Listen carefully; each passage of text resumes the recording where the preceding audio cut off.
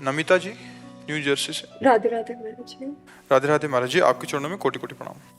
महाराज जी, मेरा प्रश्न है कि इष्ट धाम मंदिर और गुरुदेव की परिक्रमा क्यों लगाई जाती है? परिक्रमा की महिमा का वर्णन मेरे को कहीं मिला नहीं। प्रदक्षिणा भक्ति में 64 अंग है। 64 अंगों में भक्ति में एक प्रदक्षिणा अंग है।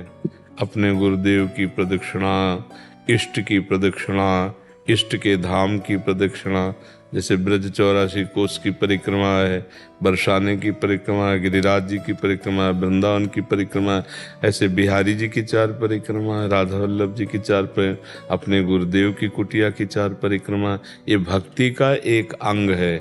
इससे पैरों की सार्थकता है, हमारे पैरों की साधना है।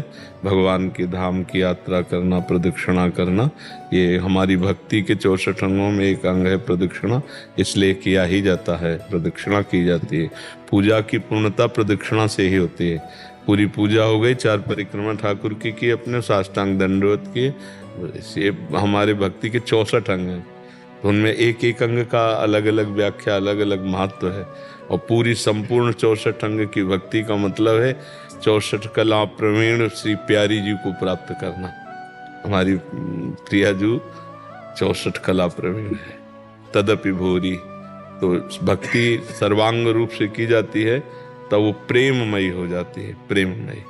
फिर ये बाहरी अंगों का ध्यान नहीं रहता कि परिक्रमा लगानी तभी पूजा पूरी होगी, फिर तो एक अलग स्थिति होती है। पर प्रारंभिक भक्ति के लिए 64 अंग वर्णन किए गए हैं, इसलिए उसमें प्रदक्षिणा है। जो घर में सेवा विराजित है उनकी भी प्रदक्षिणा कर। हाँ, कर लेनी चाहिए। ऐसा सिंहासन ऐसे हम विराजमान किए हैं, जब सेवा हो गई, पूजा हो गई, तो एक तरफ कर देते हैं दीवार की तरफ। उन्हें तो ऐसे पहिया लगे, सकला के ऐसे कर लिए, फिर वहीं परिक्रमा कर ली, वहीं ठाकुर बीज में विराजमान सिंहासन में।